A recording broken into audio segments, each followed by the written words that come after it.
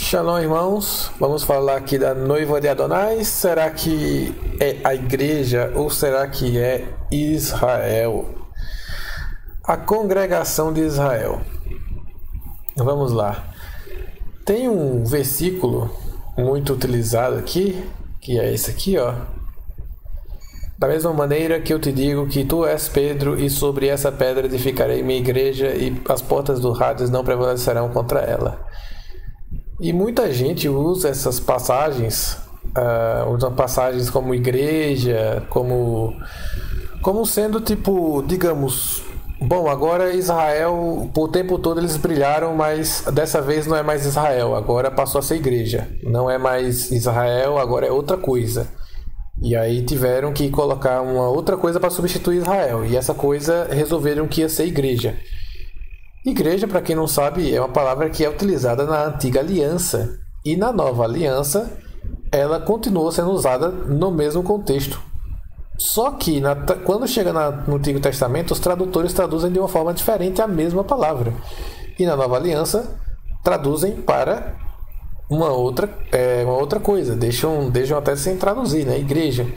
Então eles colocam do jeito que eles querem, né? Então acontece que com isso aqui se cria as religiões. Por quê? Porque a igreja, em hebraico, né, eclésia, querrilá, significa congregação, ajuntamento. Só que essa palavra sempre foi referindo-se a Israel. Então vamos ver aqui se ela, aqui dentro de uma exegese bíblica dessas palavras que são utilizadas para comunhão, para a igreja, será que elas são agora substitutas de Israel? Será que agora é uma religião nova que tem que se fundar? É isso? É essa igreja? O que essa palavra significa? Ela já foi utilizada antes? Será que igrejas já foram edificadas antes? Vamos ver. A congregação de Israel. Na língua hebraica, existem 3 palavras que significam congregação, assembleia ou comunidade, e sempre tais vocábulos são usados nas escrituras para se referir a Israel. Vejamos cada uma das 3. Bom, são 3 palavras. A primeira palavra é essa palavra aqui, ó, Edá. Edá. Se você dar um F5 aqui e botar Edá aqui, vai aparecer todas as vezes que essa palavra é mencionada, tá? Não são poucas as vezes, não. São várias vezes. Deixa eu fechar aqui, né? Fechar. E essa palavra aqui também é mencionada em algumas passagens, como Êxodo 12:3, que diz assim: digam a todas as assembleias, congregações, Edá, de Israel, que no 7º dia, deixa eu colocar aqui, Torá, aqui, no 10º dia deste mês, todo homem deverá separar um cordeiro ou um cabrito para a sua família, um para cada casa.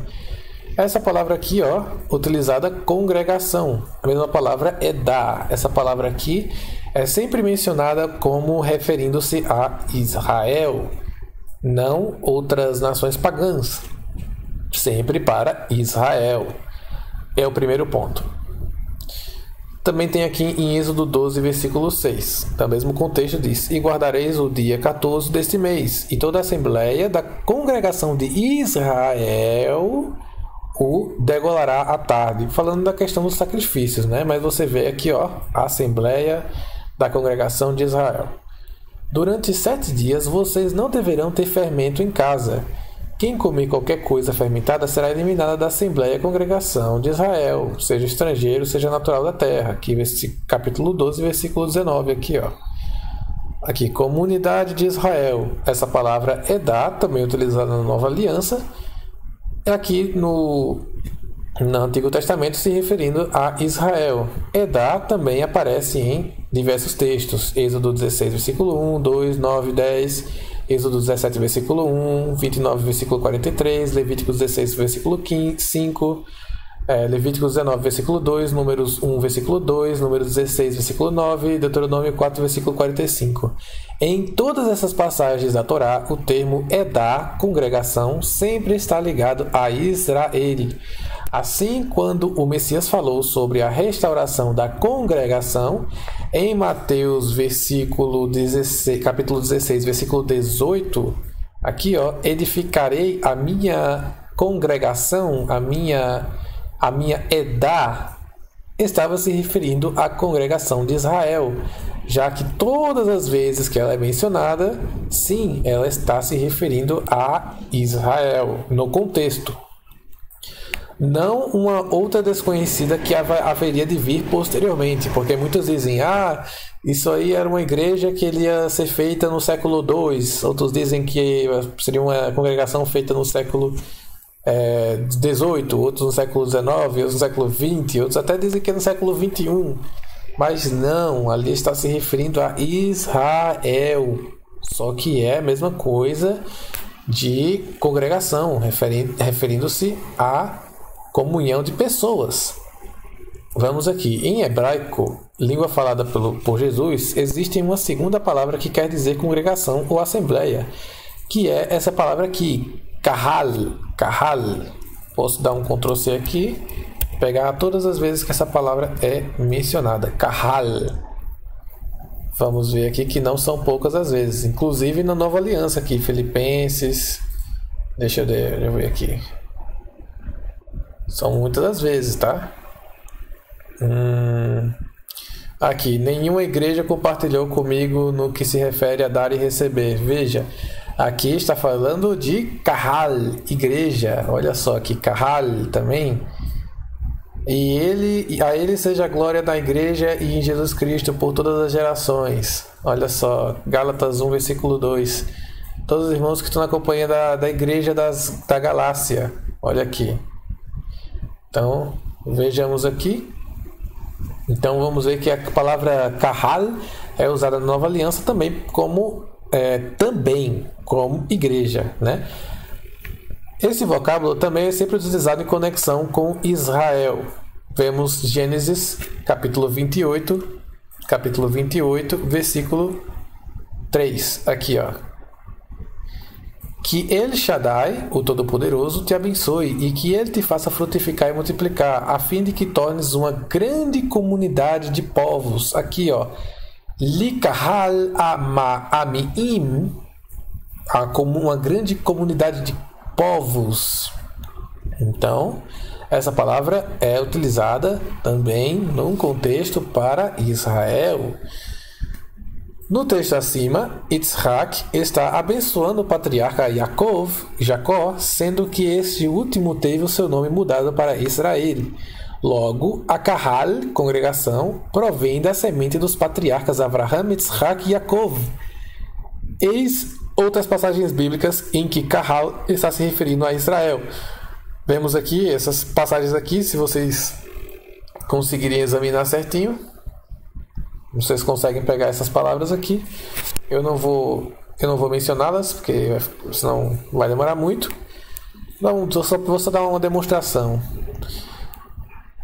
A Torá, a lei que Moisés... Eu peguei um aleatório aqui. A Torá, lei que Moisés nos comunicou, é uma herança para a congregação de Jacó. Aqui, ó. Jacó. Então, realmente, mais uma vez, novamente, ela é utilizada para a congregação de Jacó. Assim, qual seria a congregação Kahal que Jesus disse que restauraria em Mateus 16, versículo 18? A resposta é óbvia. A Kahal de Israel, a igreja de Israel. Isso foi confirmado por ele mesmo, aqui quando ele diz, Jesus, deixa eu abrir a passagem aqui, deixa eu fechar isso aqui, deixa eu trocar isso aqui, ok. Ele, Jesus, no caso, respondeu: eu fui enviado apenas às ovelhas perdidas da casa de Israel. Sabemos que Paulo ele foi para os gentios, mas Jesus respondeu: eu fui enviado apenas às ovelhas perdidas da casa de Israel. Mateus 15, 24.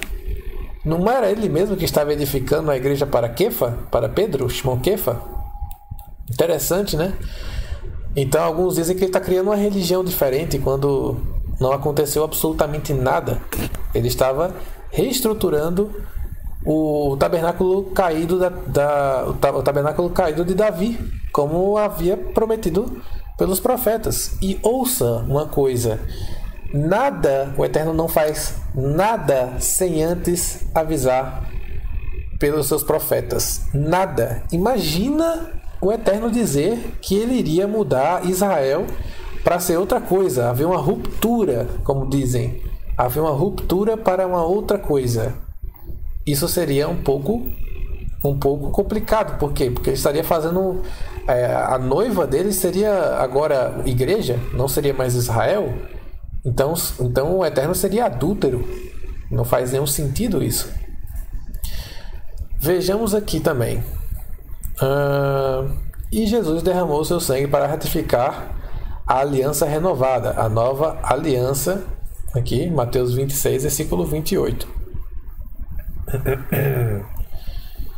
Vamos ver. Esta aliança foi estabelecida com quem? Disse claramente o Eterno que a aliança renovada foi firmada com as duas casas que juntas formam Israel. Porque muitos podem dizer, mas calma aí, essa aliança que ele fez aqui foi uma aliança com os gentios, foi uma aliança com os povos, as nações. Não foi uma aliança com Israel. Será? Será que agora houve uma ruptura e não é mais Israel? A aliança agora não é mais com Israel, agora é com os gentios, é com os povos pagãos? Vamos ver aqui em Jeremias 31. Vamos ver aqui em Jeremias 31. Vou colocar aqui. Vamos colocar aqui. Jeremias 31.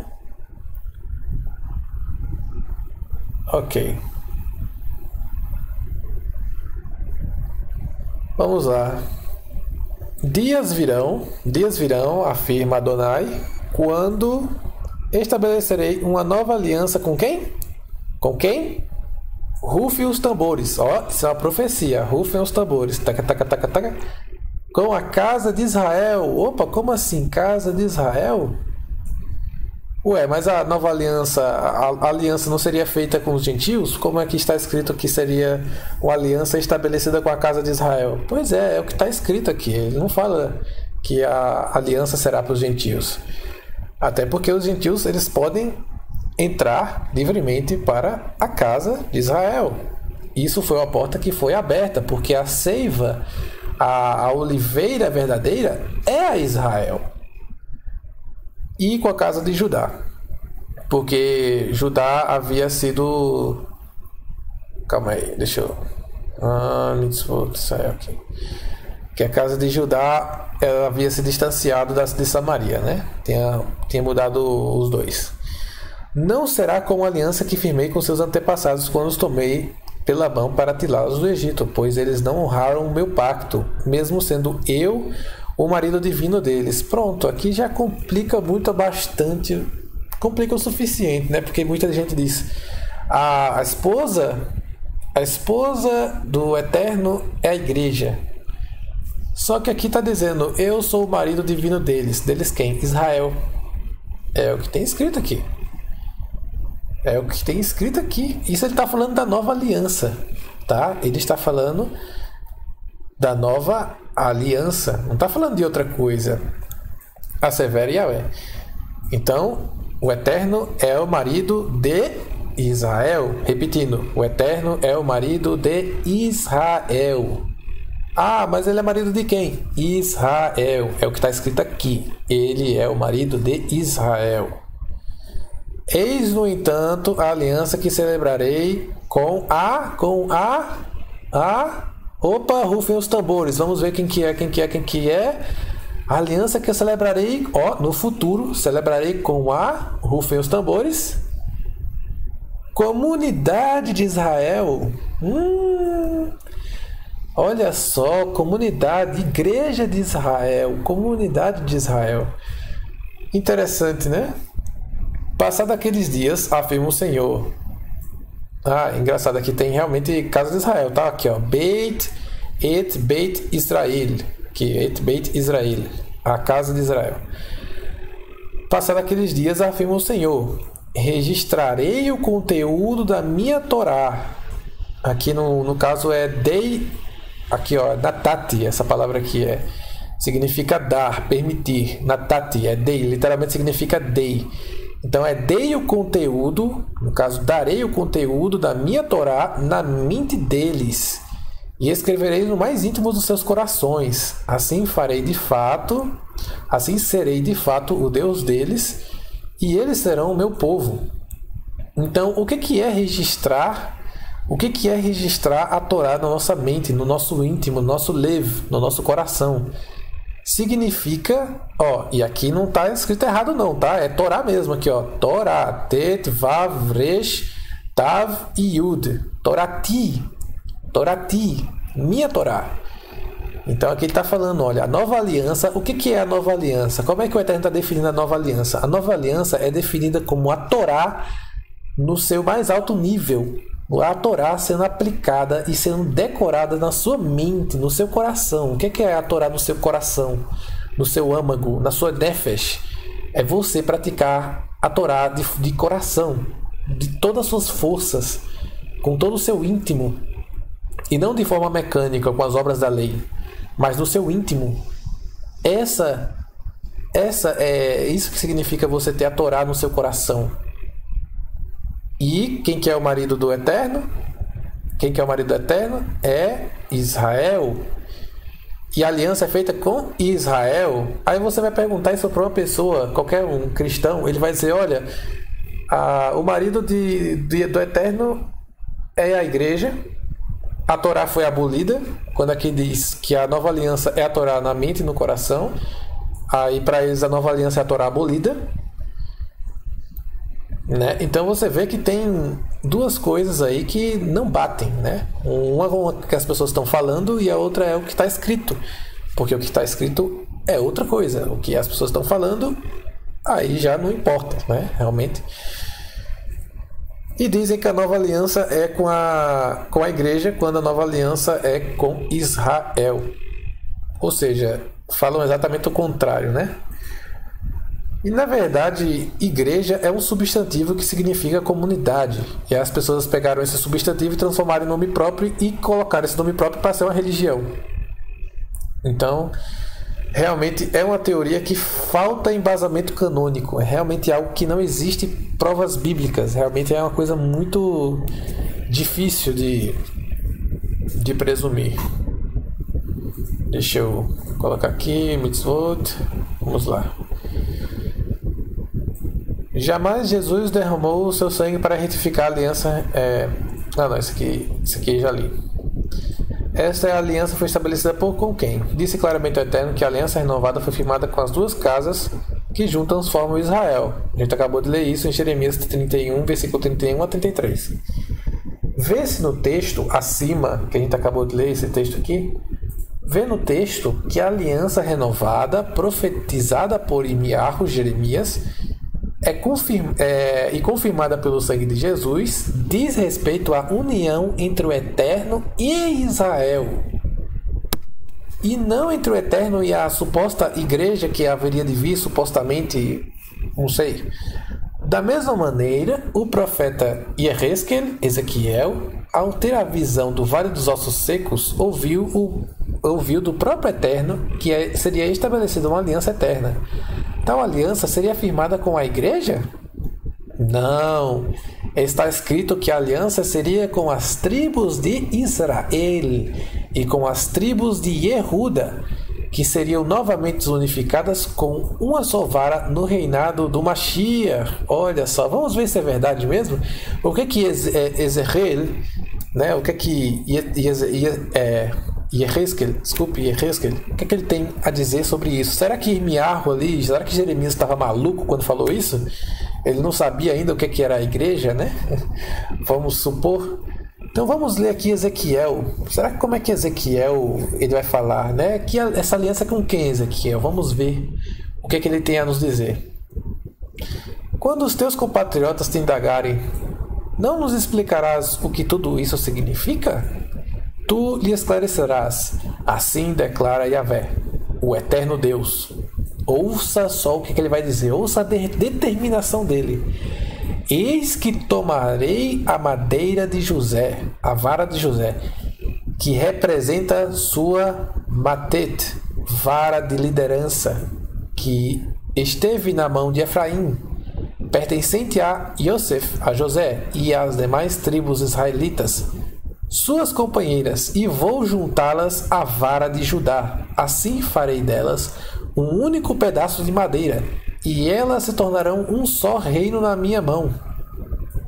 Olha só, quer dizer que isso é uma profecia, que pegaria as tribos de Israel e se juntaria com a tribo de Judá. Segure e firme, e diante dos olhos do povo, os 2 pedaços de madeira sobre os quais escrevestes. Prega-lhes, assim diz o soberano Yahvé: tirareis os israelitas, não fala, tirarei a igreja, não, tirarei os israelitas dentre as nações para onde foram expatriados, e os reunirei de todas as partes e os assentarei na sua própria terra. Agora, preste atenção, eu mesmo constituirei uma só nação sobre a terra, nos montes de Israel.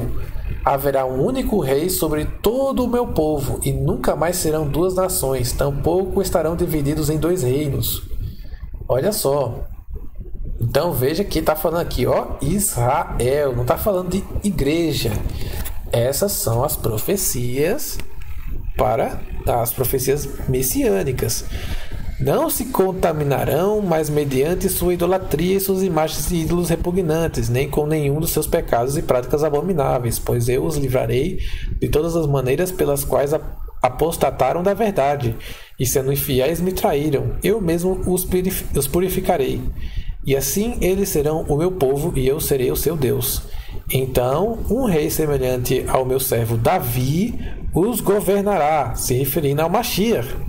Todos terão um só pastor, obedecerão fielmente a minha Torá, e aqui diz os princípios, e terão zelo de praticar os meus juízos e estatutos. Aqui fica complicado porque o pessoal acha que a Torá foi abolida, né? Mas quando fala aqui de uma profecia messiânica, tá falando aqui, ó, Torá aqui, minha Torá, a minha Torá. Fala meus princípios, lá os meus Mishpatai, ou seja, os meus Mishpatim, são juízos, meus Mishpatim. Yelehu verukotai. Rukotai é meus estatutos. Essa palavra rukotai vem de ruk, que significa mandamento. Isso mesmo, mandamentos menores. Rukim são os rukim, mandamentos menores, aqueles mitzvot ketonot que tem em Mateus 5, versículo 19, que é os mitzvot ketonot, que são os menores mandamentos. Esse aqui, ó, é o rukim, ó. Essa palavra aqui, rukim, ruk. Essa palavra significa os mandamentos menores, os menores que ninguém nem percebe. O pessoal acha que não existe, né? Aqueles mandamentos menores. Então, não é não matarás, não é não guardar o Shabat, não, isso aí não roubarás, não, isso é os mandamentos menores. Em Mateus 5,19 falou, olha, se você guardar os maiores e desprezar os mitzvot ketunot, os menores mandamentos, e assim você ensinar os homens, você não será chamado para o reino dos céus. Escuta bem. Ó, se alguém te ensina a guardar os maiores e ensina você a desprezar os menores, tome cuidado com essa pessoa. Segundo Mateus 5,19, essa pessoa não será chamada para o reino. E diz aqui mais, né? Aqui está vendo que é uma profecia messiânica tratando ainda da Torá. Então a Torá, ela nunca foi abolida, não será abolida em hipótese nenhuma. Mas esse não é o assunto daqui. Mas mesmo assim é interessante trazer o assunto porque está escrito aqui, né? Viverão na terra que presenteei ao meu servo Jacó, falando de Israel, na qual habitarão nossos pais, vossos pais e antepassados. E assim eles e seus filhos, e os filhos de seus filhos, viverão ali eternamente. E um homem semelhante ao meu servo Davi será o líder para sempre. Olha só, o Mashiach. Amém, amém. Celebrarei com eles uma aliança de paz, que será uma aliança eterna, falando da nova aliança. Eu os firmarei e multiplicarei e construirei o meu santuário, o templo entre eles por todo sempre. Será que ele está falando dessa aliança constituída pelos gentios ou por Israel? Assim meu tabernáculo, minha morada, permanecerá com eles. Eu serei o seu Deus e eles serão o meu povo. Presta atenção agora. Então, quando a minha casa estiver entre eles para sempre, todas as nações compreenderão. Nações, os gentios. O que eles vão fazer? Eles vão compreender que eu sou Yahvé, o Senhor, que santifico Israel.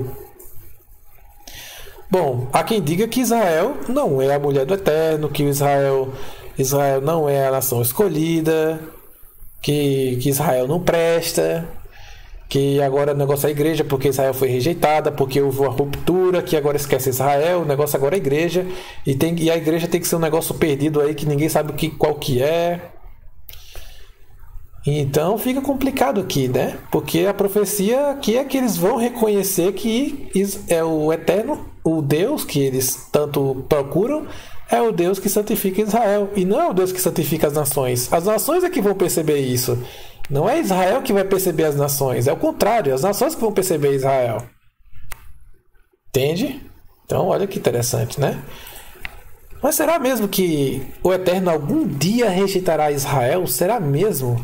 Tem alguma coisa aqui muito interessante aqui em Jeremias, capítulo 31, que eu lembrei aqui de ler.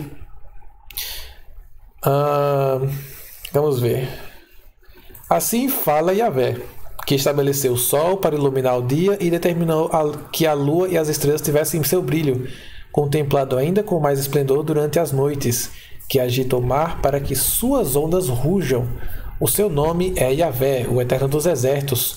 Somente se essas leis deixarem de estabelecer, que lei? A lei do sol e da lua. Somente se essas leis deixarem de estabelecer a ordem do universo e desaparecerem da minha presença, declara o Senhor, deixarão os descendentes de Israel de ser uma grande nação diante da minha pessoa para sempre. Olha aí na sua janela. Veja se você encontra a lua. Se você não encontrar a lua é porque está de dia, então veja se tem sol. Se você encontrar um dos dois, então é porque Israel ainda é a nação escolhida. Mas aí vai ter alguém que vai dizer agora... Mas vamos continuar. Portanto, assim declara Yahvé: se os céus em cima puderem ser medidos e alicerces da terra embaixo puderem ser sondados, então eu rejeitarei a linhagem de Israel por tudo quanto eles têm praticado ao longo do tempo, afirma o Senhor. Então é interessante, né? Então você, assim, as pessoas prepotentes que tentam dizer, olha, Israel não é aceita pelo Eterno, Israel não é a nação escolhida. Então eu faço o desafio de Jeremias 31, versículo 37. Sonda o firmamento, ou sonda ali os alicerces da terra. Quando você fizer isso, ou quando você terminar de sondar o céu e quando você terminar de sondar os alicerces da terra, aí você diz, opa, agora sim eu posso dizer que o Eterno rejeitou Israel. Até lá você não pode falar isso, mas ainda vai ter gente prepotente que vai dizer, olha, Israel foi rejeitado sim, agora houve uma ruptura, agora o negócio é a igreja. Então é isso que vão presumir, mas as religiões, elas pensam de tudo, né? O importante da gente é estudar cada ponto, né?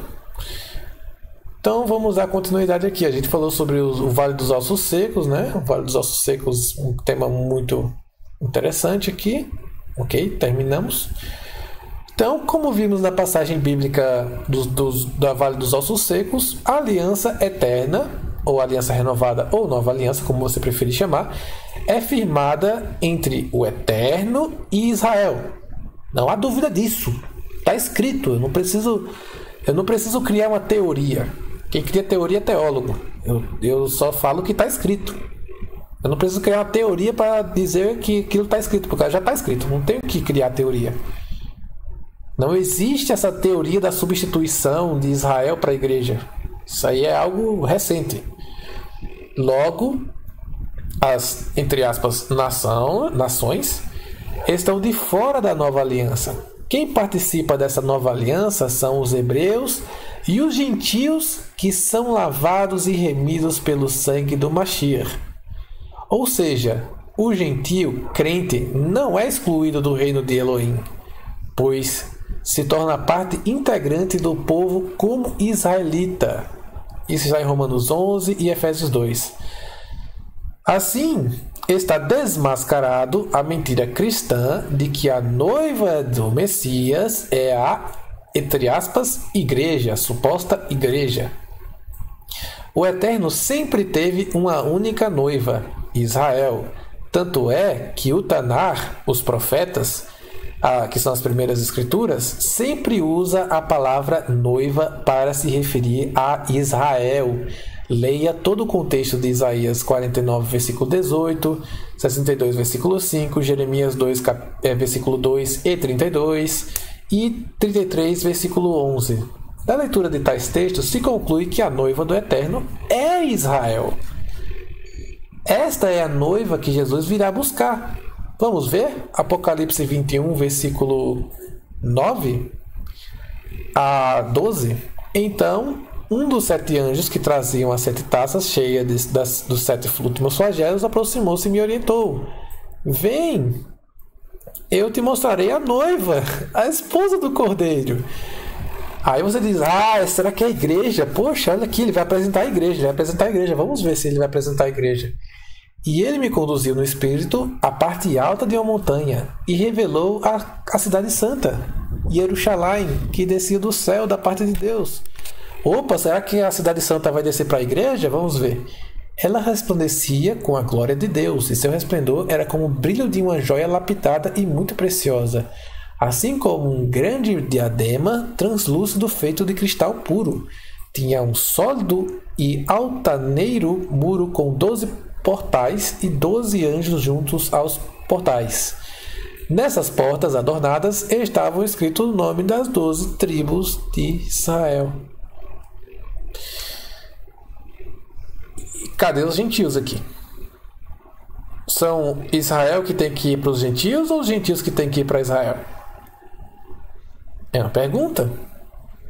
Apocalipse está dizendo, isso está no penúltimo capítulo do último livro do Novo Testamento. É as páginas mais...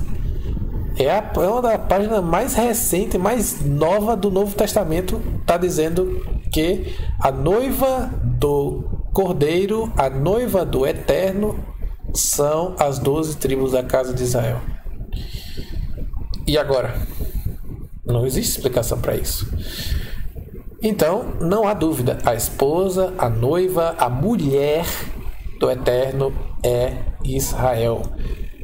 Porque Israel é santa? Não, não é porque Israel é santa. É por causa da graça, da recede do Eterno que ele escolheu Israel. Não é porque Israel é imperfeita. Não, é porque ela foi escolhida. Podia ser qualquer outra nação, mas ele quis escolher Israel. Pergunta a ele por que fez isso. Claro que Israel sempre teve seus problemas, como até hoje tem. Mas ela é a nação escolhida para o Eterno. Vejamos aqui mais. Ora, por que nas portas estavam escritos os nomes das 12 tribos de Israel? A razão é simples. Israel é a noiva do Eterno. Vamos aqui também a próxima palavra. A próxima e última palavra, que é Kehilá. Kehilá. Vamos aqui. Botamos essa palavra Kehilá aqui. E essas são todas as citações de Kehilá na Bíblia. 3 João, tem Filipenses, Colossenses, Coríntios, Romanos, Ezequiel. Tá vendo? Ezequiel. Neemias. Será aqui Atos Apostólicos. Vamos ver. A Torá, aqui em Deuteronômio 33, versículo 4, diz: a Torá que Moisés nos deu, a herança da Kehilá de Jacob. Vamos aqui em Deuteronômio 34. Vamos alterar isso aqui. Deixa eu tirar isso aqui, ó. Fechar a exibição. Eu estou passando aqui o resumo, tá, gente? Vocês podem em casa fazer a pesquisa, porque tem vários detalhes que eu coloquei aqui no texto para vocês procurarem. Olha aqui. A Torá, lei que Moisés nos comunicou, é uma herança para a congregação de Yaakov Hatzadik. Então, essa palavra aqui, ó, comunidade, congregação, aqui, ó, é a palavra Kehilá. Essa palavra aqui, ó, Kehilat. Kuf, Het, Lamed e Tet. Kehilat. Então, aqui no caso tem uma contração do T, né? Mas continuemos. A escritura acima citada fala da Kehilá, congregação de Jacó, sendo que este patriarca teve o seu nome mudado para Israel. Assim, a Kehilá de Yaakov tem o significado de Kehilá, congregação de Israel. Daí, mais uma vez, se provou que a palavra congregação sempre é usada para se referir a Israel, nada tendo a ver com a palavra igreja. Enfim, terminamos aqui o estudo, tá, gente? Então vamos à conclusão, vamos ao resumo, vamos ao como é que chama? Vamos dar o bizu, né? Acho que é essa a palavra. Conclusão. Essas três palavras hebraicas que significam congregação ou assembleia, que é Edá, Kahal e Kehilá, todas essas três são usadas no Tanar para se referir a Israel. Interfere-se daí que a congregação, assembleia mencionada por Jesus em Mateus 16, versículo 18, é Israel. Para tentar ocultar a verdade, os tradutores substituíram a palavra congregação por igreja, objetivando a manutenção do falso conceito de que a igreja substituiu Israel nos planos do Eterno. Em verdade, Yeshua veio para restaurar a congregação do Eterno, que é Israel, e voltará para buscar a sua noiva, que é Israel, que estará sem mancha, mácula ou ruga, conforme Efésios 5, versículo 27. Aqui. E assim, todo Israel será salvo. Isso está em Romanos 11, 26. Você não ouviu errado. Está em Romanos 11, 26. Assim, aqui, ó. E assim todo Israel será salvo. Como está escrito, de Sião virá o Redentor que desviará de Jacó a impiedade. Tão simples. É simples. Tarefa de casa. Leiam Romanos 11 e Efésios 5. Leiam principalmente o Romanos 11, minha gente. Porque aqui Romanos 11 fala exatamente desse problema. Fala justamente desse problema de querer trocar Israel, de dizer que Israel não é a oliveira verdadeira. Não, minha gente, a gente é uma oliveira brava, tá, minha gente? A gente é uma oliveira brava, a gente não é a oliveira verdadeira, nós somos enxertados. Nós somos enxertados na oliveira verdadeira. Quando você vai botar uma árvore, você tira um galho e bota um enxerto. Paulo, ele faz essa alusão dessa árvore como sendo Israel e os gentios como sendo um enxerto. Gente, um enxerto é um galho que ele cortou da árvore e colocou um enxerto. Ele diz ainda por cima, olha, assim, que esse enxerto não se glorie contra a oliveira verdadeira. Lembre-se que você é a oliveira brava e que você recebe a mesma seiva da oliveira verdadeira. Ou seja, da mesma seiva que os judeus recebem, você também recebe. Então não se glorie contra eles, porque são eles, a Israel, que sustenta você. Novamente, leiam Romanos 11, que vocês não vão ter mais engano. Paulo, ele deixa muito claro isso, tá? Aí pode vir uma pessoa dizer, mas como é que é? Esses três quesitos aí que você provou, porque acabei de provar que os três palavras que são utilizadas como igreja no Novo Testamento é Israel. Essas mesmas palavras são usadas para Israel no Tanar e na Torá. Aí você vai e diz, mas aí a Bíblia foi escrita, o Novo Testamento foi escrito em grego. Foi escrito em grego e isso prova, olha só, né? Olha, isso aí é realmente uma coisa que dá comichão nos ouvidos. que o Novo Testamento foi escrito em grego e isso prova a helenização de Jesus. Ou seja, estão chamando Jesus de um apóstata, um judeu apóstata, que ele ensinou as pessoas a se helenizarem. Primeiro que as escrituras os judeus, segundo o próprio Flávio Joséfo, eles não escreviam em grego. Eles nem eram incentivados a aprender outras línguas. O próprio Flávio Joséfo diz, o meu grego é muito ruim, porque lá em Israel eles não ensinaram, eles não me incentivaram a aprender o grego. E o grego é uma língua que todo mundo tinha que saber, era quase o inglês da época. E mesmo que a pessoa considere, digamos, que a Nova Aliança foi escrita em grego, aí você diz, mas igreja é eclésia, do grego. Paulo ele se helenizou. Isso prova porque as escrituras foram escritas em grego. Não. Eu já fiz um vídeo sobre isso, sobre a questão do grego, se a Nova Aliança foi escrita em hebraico. Tem lá a parte 1 e parte 2. Talvez eu vá publicar a parte 3 daquilo ali. Mas que aquilo ali já prova por si só. Mas mesmo que a pessoa diga, foi escrito em grego, tá bom, vamos assumir que foi escrito em grego, que já existem provas infinitas que não foi escrito em grego, científicas. Mesmo que tenha sido escrito em grego, nessa hipótese maluca que não existe, ainda assim, eclésia seria Israel. Por quê? Porque eclésia, nos sábios das Septuagintas, 2 séculos antes do Mashiach vir, ou seja, século 200, né, o século 2 a.C., no ano 200 AC, vemos que eles já traduziam eclésia. Eclésia para quê? Para a congregação de Israel. Existe um livro no Antigo Testamento, não sei se você sabe, que se chama Eclesiastes. Congregação. Isso mesmo, você não viu errado. Eclesiastes é congregação. Aí você diz, eclésia agora é os gentios, como se Eclesiastes, que a eclésia era o povo de Israel. Então, não importa se você acredita que é grego, se é hebraico, se é aramaico, não importa. A igreja sempre será Israel e o Eterno não substituiu Israel, a não ser que você vá lá e faça com que o sol pare ou que a lua pare. Aí sim, Israel deixará de ser o povo eleito. Até lá, ele continuará sendo. Shalom, shalom. E até a próxima.